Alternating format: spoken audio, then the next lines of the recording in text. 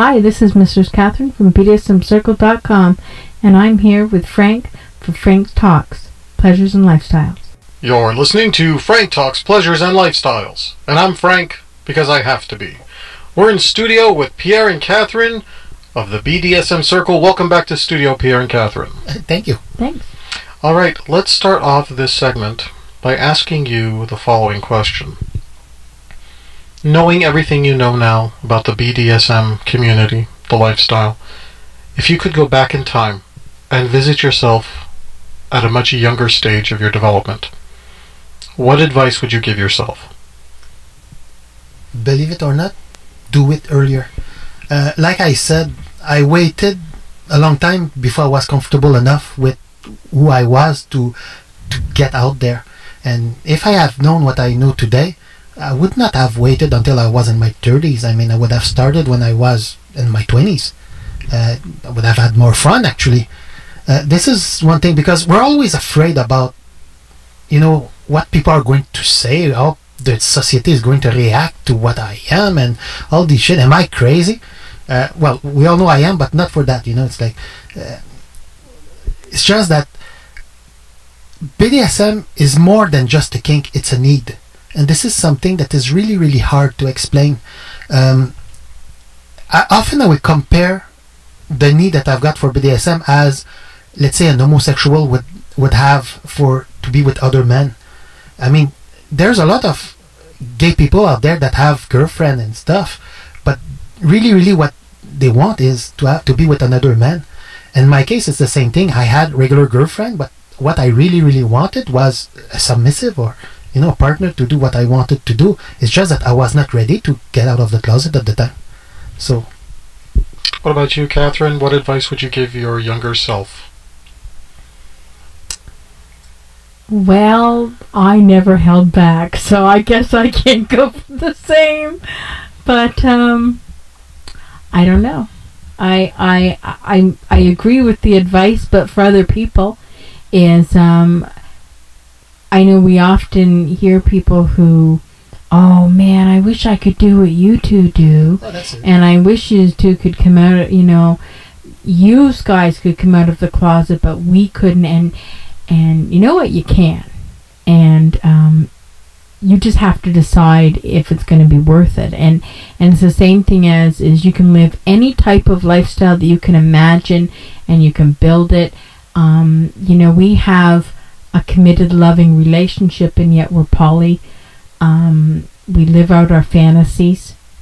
We live a life that others dream of living, to be perfectly honest. And yes, there are times there's a price to pay, but the price is definitely worth it. At least for us it is. Let's talk a little bit about that price. What are the sacrifices that a BDSM couple like yourself has to make in order to live this lifestyle the way you do? Well, the fact that we're childless would be part of it. If we'd had children in the home, we certainly wouldn't have, a dungeon in our house. Because we are childless, we can certainly live the lifestyle to an extent openly that others may not be able to do. And that I do agree with. But at the same point, I don't know, I lost it there. The price to pay is mostly social. I used, for instance, I'm a DJ, but I used to play drum for a band. And now many years ago, when that band found out what I was, I have been at the time with the band for 7 years, they kicked me out. Even if they knew who I was, that they knew me and for who I really was. I mean, you cannot be playing music with someone for 7 years without having an idea about what that people is. But yet, because they don't understand what BDSM is all about, they got scared and they kicked me out. And this is the part about social, the social price you have to pay. I find that part of it is you have to be very comfortable with who you are, and you have to be very comfortable with yourself, because there are people who will reject you, so to speak, or reject me because I'm into BDSM, and to tell you the truth, I'm really quite okay with that, because I basically say that if someone isn't open-minded, I don't want them in my circle of friends, or in my social circle. I want to hang around with open-minded, alternative lifestyle people, or people that are open to it. And I don't necessarily put it in all of my friends' faces, but if they're going to come over to my house, and the basic rule is don't ask if you don't want to know what that's for.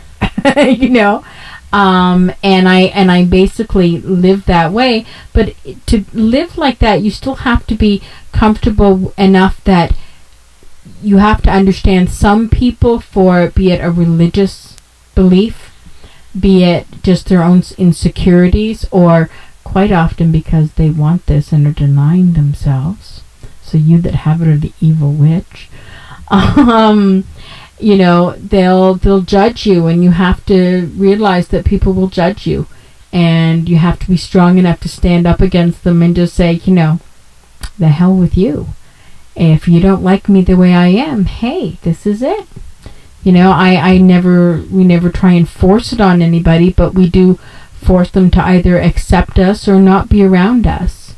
And that's the way it is.